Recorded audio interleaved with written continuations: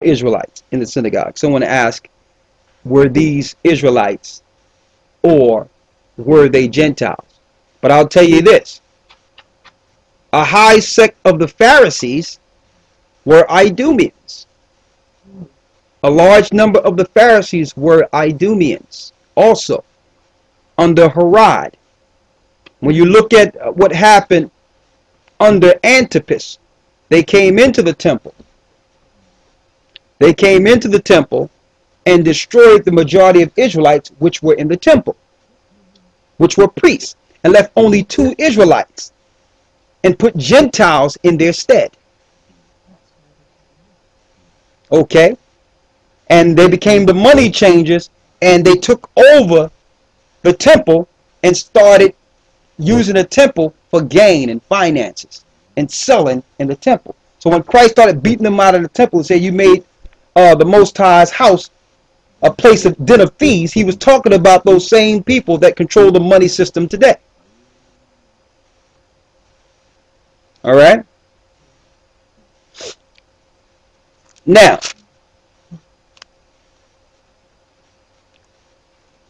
dealing with Sabbath, Christians say, well, I celebrate Sunday because this is the day Christ rose. What scripture did Christ tell you to do that? When he rose, did he tell you to worship on Sunday and no longer remember the Sabbath? No. What did Christ tell you? Matthew 5 and 17. And let's get the one in Mark. Mark what? That's the one I want. Mark 16. Alrighty. Excuse me. There's some soup. If y'all want some soup, it's still warm, okay? Right there.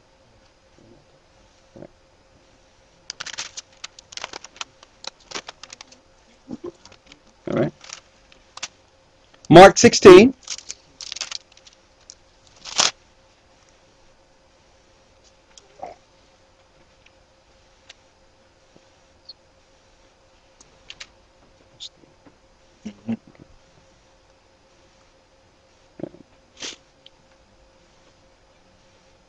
Mark 16.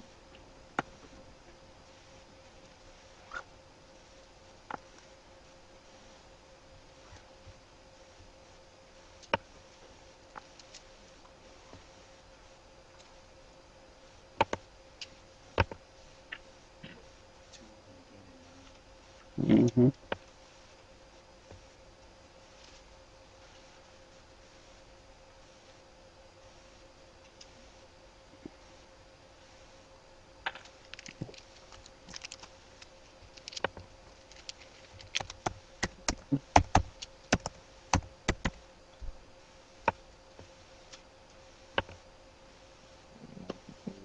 Matthew 20 is the one I want. Matthew 28 and 1. This links directly with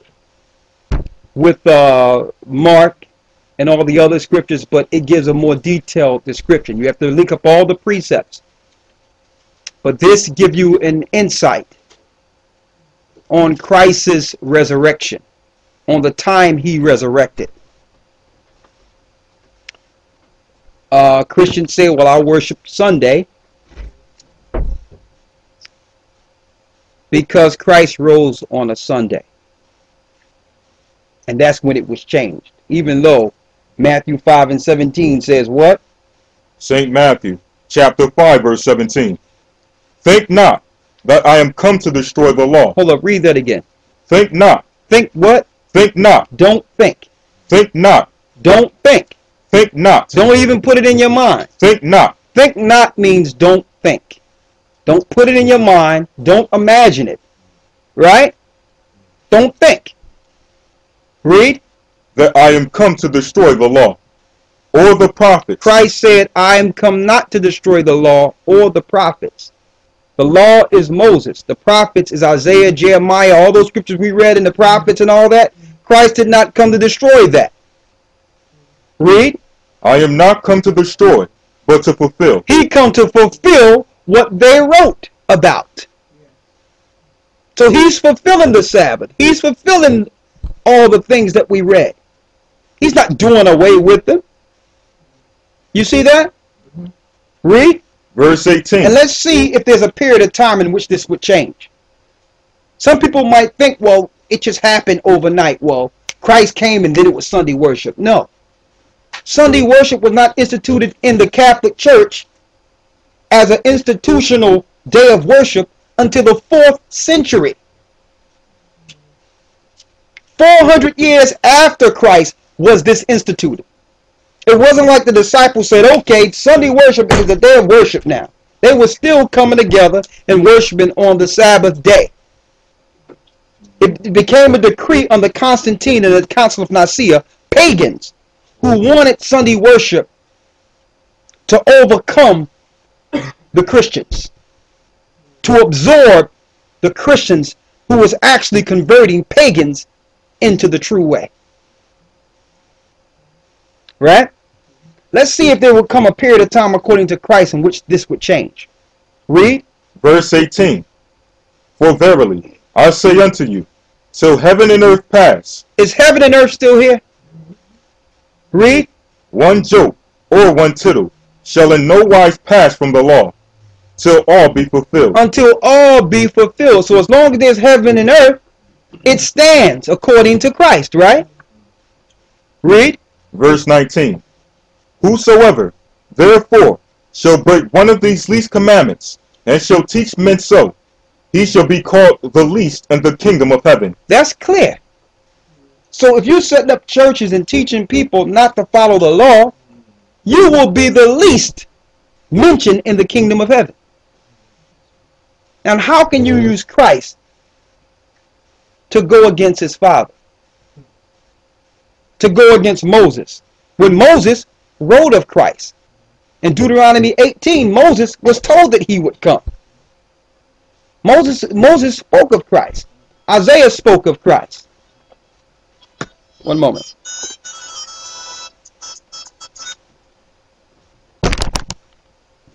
Yeah.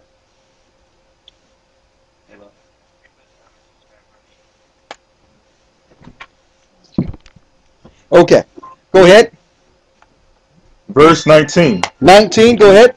Whosoever therefore shall break one of these least commandments. So if you break one of these least commandments, go ahead. And shall teach men so. And you're teaching others, your congregation, read. He shall be called the least in the kingdom of heaven. You shall be called least in the kingdom of heaven. Christ said that with his own words. Christ never did away with the law or the Sabbath. A matter of fact, Christ did what? Matthew, the 5th chapter. Let's get it. What did Christ say? Matthew 5 and 28. Read it. St. Matthew. Let me get it here. Chapter 5. Let me get it here. One moment. 38. Says, came not to do his own will. Let me get it. Yeah, St. John. Excuse me, that's it. Whole Matthew 5. St. John 5 and 38. That's the one I want. Let's get it.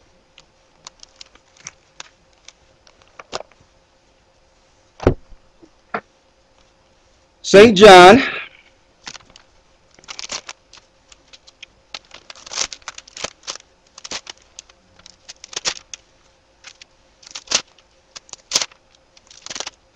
Get it?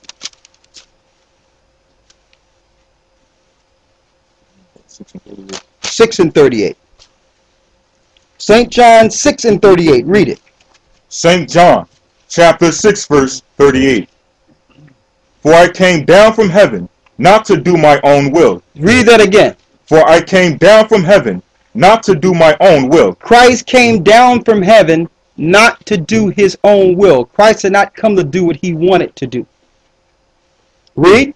But the will of him that sent me. But the will of him that sent him. The Father. The Father said, remember the Sabbath to keep it holy. Y'all see that? So Christ came to enforce the Father's understanding within this earth. not to do away with it. Y'all see that?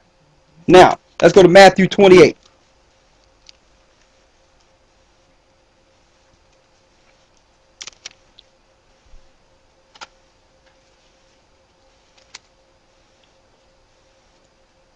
Now, this is good. When you deal with a Christian on Sabbath day or Sunday, they'll say they do it because Christ rose on the first day of the week.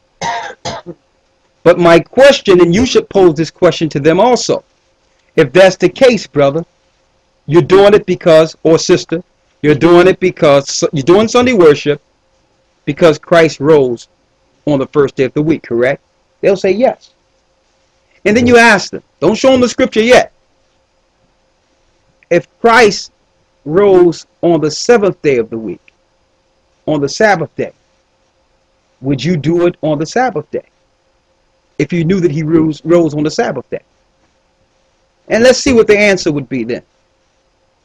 Then you'll know if they're really following the Most High or tradition. 9 times out of 10, because they think what their preacher told them is true, they'll say, well, yeah, of course. If it say that, then yeah. All right. Let's go to Matthew 28 and 1. Read it. St. Matthew, chapter 28, verse 1. And the end of the Sabbath. At the end of the Sabbath.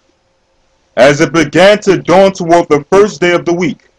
So the first day of the week didn't come in yet, right? It's dawning on the first day of the week. Read. Came Mary Magdalene and the other Mary to see the sepulchre. Read. Verse 2. And behold, there was a great earthquake, for the angel of the Most High descended from heaven, and came and rolled back the stone from the door, and sat upon it. His countenance was like lightning, and his raiment white as snow. And for fear of him the keepers did shake, and became as dead men. And the angel answered and said unto the woman, Fear not ye, for I know that ye seek Yeshua, which was crucified. He is not here. He what?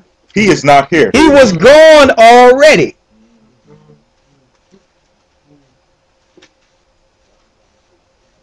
He was gone already. So where you get this first day of the week thing from? He rose on the Sabbath day. He was already gone when Mary came, and it was dawning on the Sabbath. The Sabbath wasn't even, it was dawning on the first day. The first day wasn't even in yet.